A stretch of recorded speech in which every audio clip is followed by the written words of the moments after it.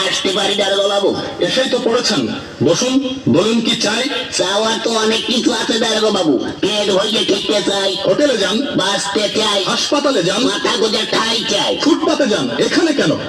এখানে এখানে এসেছে একটা ডায়েরি লেখাতে। গত রাতে আমার বাড়ি চুরি হয়ে গেছে, তো তাই ডায়েরি লেখাতে এসেছি। ও চুরি কেস। জি, জি। আপনার নাম? কোন নাম বলবো? মা ডাকে সোনা, দাদি ডাকে মনা, বউকে ডাকে বাবা, তা কোন নাম বলবো? নিজের ভালো নামটাই বলুন।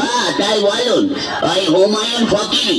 হুমায়ুন ফকির? হ্যাঁ। এই পদবি তো কোনোদিন শুনিনি। আরে বাবা, একসময় ফকির ব্যবসা করতাম তো, ওই ফকির ব্যবসা করতে করতে ধনী হয়ে গিয়েছি, তাই এখন আর করি না।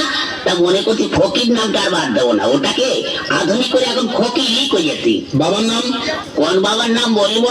আশ্চর্য, মা দুজন হয় শুনেছি, কিন্তু বাবা দুজন হয় তা তো শুনিনি। এই হয়ে গেছে, এক হচ্ছে নিজের বাবা আর এক হচ্ছে বইয়ের বাবা। তা কোন বাবার নাম বলবো? নিজের বাবার নামটাই বলুন।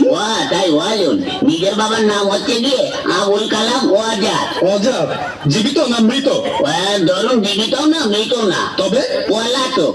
পলাতক কেন? বড় সার্থক নাম আমার বাবার। ওই ছোটবেলায় আমাদের রেখে তিনি পালিয়ে চলে যান, সেই থেকে আমরা পলাতক বলি। ও গ্রাম? দিলাম ওই পাগলাকানা ইউনিয়ন। পাগলাকানা ইউনিয়ন? সেটা আবার কোথায়? ওরে বাবা, পুলিশের চাকরি করেন আর পাগলাকানা ইউনিয়ন চেনেন না? সারা পৃথিবীতে ইউনিয়ন তো মাত্র দুটো, একটা সাগর পাড়ের ইউরোপিয়ান ইউনিয়ন আর একটা হচ্ছে পাগলাকানা ইউনিয়ন। আপনাদের ওখানে বাস চলে? ওরে বাবা, গ্রামে বাস খুব দিয়াদি হয়, ওকে বাস দেয়, ও ওকে বাস দেয়। আপনি কত বাস নিলেন? ও সে বাস নয়, ইঞ্জিনের গাড়ি। ইঞ্জিনের গাড়ি চলে? তাই বলুন। হ্যাঁ, তা অবশ্য চলে, কিন্তু ওই একটু ভাঙা চোরে তো, একটা চলে ময়ূর আর একটা হচ্ছে টাইটানিক। চুরিটা যখন হয় তখন আপনি জেগেছিলেন না ঘুমাচ্ছিলেন? ওরে বাবা, ঘুমের কি আর জো আছে দাঁড়ানো বাবু?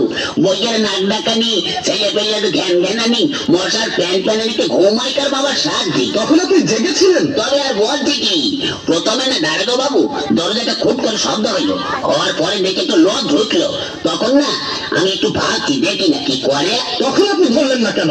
ধরবো কি, আমি তো ভাবছি দেখি না কি করে।